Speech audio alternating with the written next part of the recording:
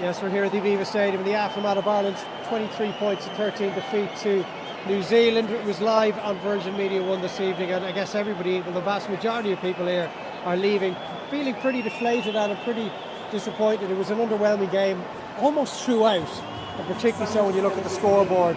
Ireland just never got going. Yeah, they had moments, I think, early on in the game. You thought there was loads of energy and aggression.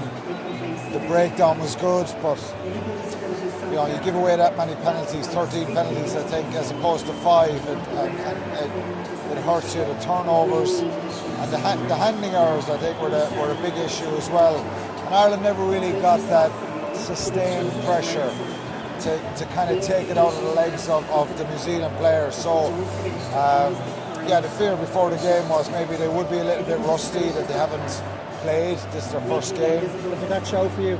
I think it did, yeah. And it showed the other way, that even though it wasn't a great game, and Ireland, in fairness to them, they defended, even like the missed tackles is 30, it's way too high. But, they really scrambled back and made lots of great tackles, and they worked their socks off, but they were just lacking that bit of spark, and their accuracy was poor tonight. So, I think it's... you could see that zip in New Zealand and the way that they were bouncing off the ground a little bit, and they finished the game stronger. And they had periods there where probably the second 20 minutes of that first half they were pretty dominant, and they could have got another couple of scores. And Ireland had that early score in the second half, and you thought that was going to really give them a lift. But New Zealand then were pretty comfortable in defending. Their line speed was good, and their kicking game was good. So they won the moments. And then, Ireland just lost ball, dropped it, knocked it on. The amount of handling errors, the amount of times the ball ended up on the ground, the amount of passes in behind intended receivers. They just looked like a side who were undercooked, that just hadn't had enough time together. Yeah, well, I said in commentary when New Zealand went 5 points ahead, 18-13, that it's so important that Ireland now just grab hold of the ball for a few minutes, hold on to it, keep some possession, be intelligent and get in some territory as well. And then you think New Zealand, try and get into that 22 and build some pressure to say, well, they've got to defend their line for a period of time here, and that never happened. But we're talking a lot about, from an Irish point of view, that they were, not their best performance, but New Zealand were really effective in what they were doing. It wasn't a vintage New Zealand performance as regards, cutting Ireland apart and being outstanding. I think they were just very, very cohesive defensively and really effective with a lot of their carries, and a lot of those carries resulted in penalties against Ireland, and Mackenzie kicked really well. Remember, he hit the post with one as well, so best team won the game. It's 10 wins out of 13 now under Scott Robertson, and it's obviously still early days in terms of his spell as head coach. It's still early in this so-called World Cup cycle.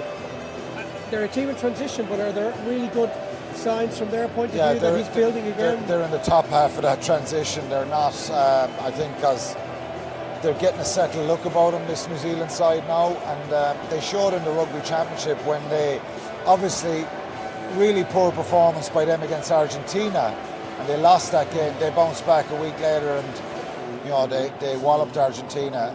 The 2 games in South Africa, they lost both, but could have won both of them. So I think they've been building. And, this is a team and a group that lost the World Cup final 12 months ago by a point. They could have won the World Cup. So I don't think anybody was thinking this is going to be easy for Ireland. I think Ireland were favourites, the game being at home, all that kind of stuff. But that was my fear coming in. And it's difficult, and it was proven right that I think if Ireland play, they will play next week, obviously, and I think they'll be better from it. Unfortunately, it was a harsh lesson for them. And a little bit like that first test in Pretoria against South Africa, they were just off it a bit, and then they got punished, and then they were able to respond the week after. The problem is they've lost this game, and it's the first loss in a long time at home here. So, but it's not all doom and gloom. I think it's pretty obvious where Ireland, they just need matches. They need to cut out those errors. They're avoidable stuff that happens, but uncharacteristic as well, which could be a worry, you would say. But no big drama, better team won tonight, and I think Ireland will be very frustrated themselves that they never really got going. And you could argue they weren't allowed to at times, but the best team won it. Ireland's last game was finished with a piece of brilliance at an individual level from Kieran Frawley, and he came in with about 15-20 minutes to go for Jack Crowley tonight. It just didn't go his way. He made a lot of mistakes. He dropped the ball a couple of times, some poor passing, a couple of ill-judged kicks, really difficult even for him. And it just shows how quickly in Test rugby things can change. Things can change, and it's a lot of pressure as well to come in like that, and sometimes it can go for you. Tonight it didn't go for Kieran Frawley. That doesn't make him a bad player. It's a learning experience for him, going forward, and it happens players at times. But there was a couple of things that just, it summed up Ireland's night. I think a couple of line-outs, a couple of penalties. We spoke about the penalties, but there was 2 or 3 there that were harsh. The penalty against Finlay Bealham at the scrum, which put New Zealand ahead, was a very harsh penalty. There was one by Ty Byrne in the first half. So, look, they're not things that completely changed the game, but it was just had that night. New Zealand were sharper. They didn't have to be at their unbelievable best. Credit to Ireland, if there's any positive, they didn't allow themselves to be cut apart by a New Zealand team. They were obviously better match fit, and but Ireland have got to go back now, look at that, and it's a harsh lesson for them. They've 3 games on for the rest of the tournament and for the rest of the November series, and they've got to try and get it right and maybe freshen it up. Maybe, when you play a team that we're kind of saying looked a little bit undercooked, the obvious thing is to go out and play the same team again and try and get them better. It doesn't suit Andy Farrell and the Irish coaches now, because I think they would have liked to have mixed and matched in the next couple of weeks. This was the really big one, and it's a disappointing night for Ireland, but it's a reality check for them as well. They're still a good side, but were beaten by a side that were just sharper than them tonight. Yeah, a really disappointing start to the November International Series.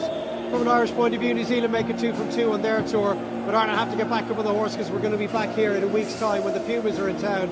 Ireland-Argentina is going to be live next Friday on Virgin Media 1 on a Virgin Media Play. So disappointing start, but do join us for that from the Aviva Stadium. That's pretty much it from myself and Alan, where Ireland have been beaten by New Zealand by 23 points to 13.